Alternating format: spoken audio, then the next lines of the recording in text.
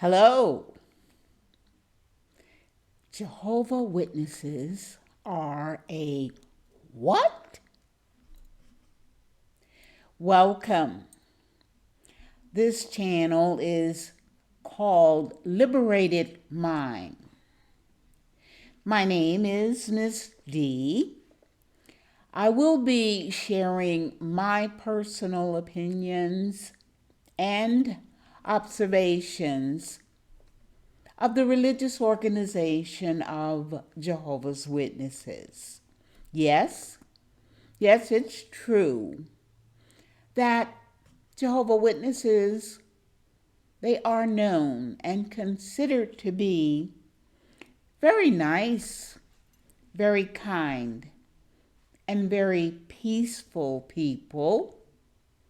And nobody really wants to hurt their feelings when they knock on your door uninvited or unexpected.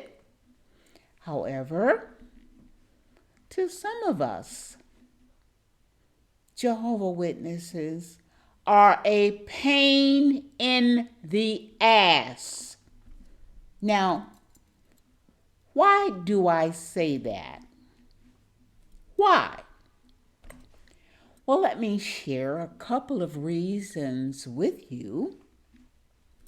One, Jehovah Witnesses will cause you to hide in your own home or apartment where you pay the cost to be the boss. Jehovah Witnesses are a pain in the ass. Another reason, number two, Jehovah Witnesses are uninvited visitors that will cause you to teach your children to tell a lie and say you're not home because you don't want to be bothered with them. And sometimes when the children go to answer the door, they say it all wrong, like, my mama says she ain't here. And for goodness sake, don't let the Jehovah's Witness ask, what time will your mother be home, sweetheart? And the child looks behind the door and says, she said, what time you gonna be home? Jehovah Witnesses, they're a pain in the ass. And another reason, number three, Jehovah Witnesses, they're uninvited visitors who will cause you to peep out of your window to make sure they're gone. Even though your rocking chair on the porch is still rocking with nobody in it. Jehovah Witnesses are a pain in the ass. My family refers to them as PETA. PETA is at the door, Mom. Use your imagination. PETA. Pain in the ass. I'd like to share a short story with you about the first Jehovah's Witness that I met at work. He was tall, dark, and handsome, and very different from the average office worker. At lunchtime, his attention was given to reading the Bible. On Mondays, we were talking about what was happening at the cabaret over the weekend, and he was sitting alone, him and his book and a Bible. Now, that's different. So one day I asked him, "What are you reading?" His answer was, "I'm a Bible student." My reply, "So am I. Do you know who Jezebel was?" We both laughed as I shared that I too am a student at the major college in the city. He then decided to test my Bible knowledge, asking me a thought-provoking question like, "Do you know what God's name is, Dee?" Now that ignited a spark in my lifelong attendance in church with my grandmother. Of course, I know God's name. After all, I am a baptized Afro-American Methodist Baptist Pentecostal spiritual person, which means I'm familiar with all but knowledgeable of none. My reply was, "Sure, God's name is Jesus." Delivered in a very positive tone, his piercing blue eyes stared at me with such a nice and gentle smile as he giggled and said, "Good answer, Dee, but Jesus is the Son of God." Then he exclaimed in such a gentle and mild tone, "May I show you in my Bible what God's name is?" I thought to myself, sure, teach me now and teach me tonight. As good as you look and sound, teach me, boy. But in actuality, I gave a simple reply like, "Sure. However, I do need to make a note of that scripture for verification." That reply was delivered in a studious tone, naturally. He showed me the scripture in his Bible, and I recorded it to verify in my own personal copy of the Holy Scriptures, which actually was about 800 miles away in my hometown down south at my grandmother's house, where the family Bible is kept.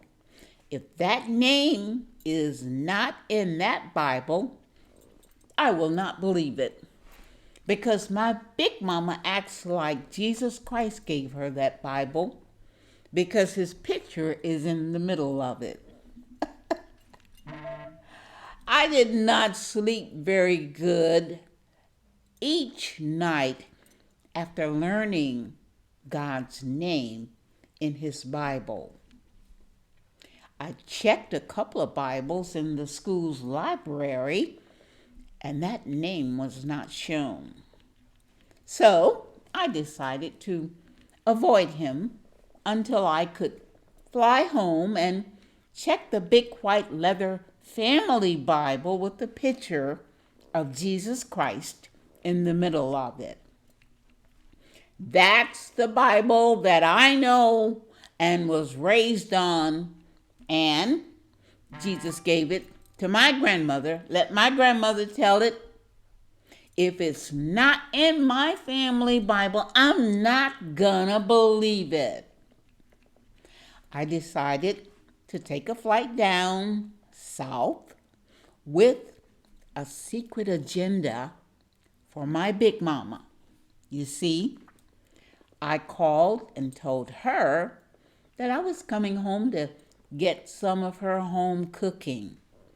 In particular, some cat head biscuits with gravy, one of my favorites.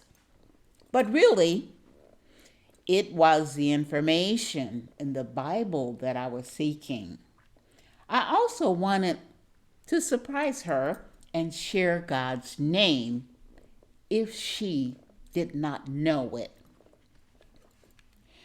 Now, on the flight, my fellow passenger sitting next to me just happened to be, guess what? Yep, a Jehovah's Witness who was not tall, dark, and handsome, and caused me to put on my headset in the middle of her conversation, because I didn't want to hear it, and pretend to be listening to a movie or a song and unable to hear her. After all, I was on one mission: biscuits and the Bible.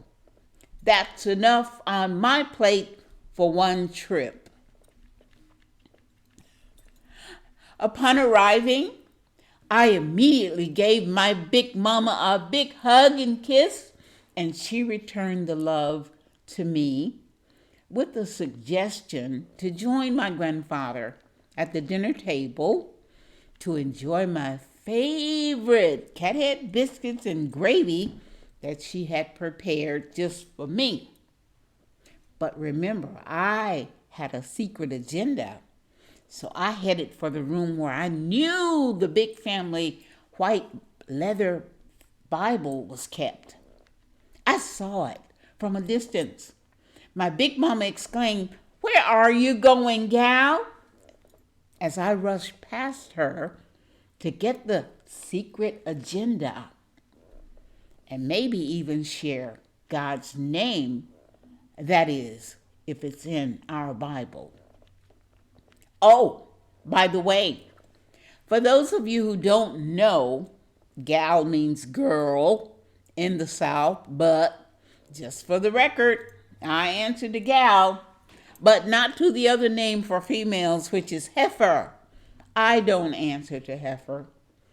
Just for the record, you understand if you know what a heifer is.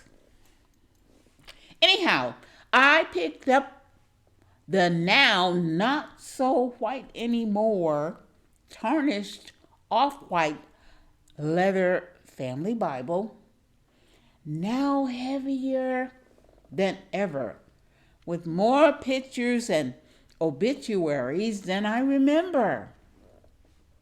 However, I managed to keep it together and bring it to my grandmother as I said to her, "Big Mama, I got something to show you in our Bible that you and I didn't know." Grandpa Lewis replied from the dinner table, "Gal, it's enough you don't know that will make a whole new world." That man must have said that phrase 1,000,000 times. Or whenever I said, or anyone in the room would say, "I didn't know that," he would interject with those famous words, "It's enough you don't know that could make a new world." Well, as my big mama sat down in her favorite rocker, waiting for me to bring the very heavy family Bible to her lap with my finger on the page in scripture where God's name was, there it was, I saw it while in the room alone. I was so happy. I anxiously kneeled down on my knees and placed the big heavy Bible in her beautiful, comfortable lap that I remember being in as a child, seeking calmness, peace, and quiet. As I opened the huge Bible pages and pointed to the scripture that was supposed to be God's personal name, I read the scripture as she followed my finger on each sentence. All of a sudden, she slammed the Bible shut with my hand still inside.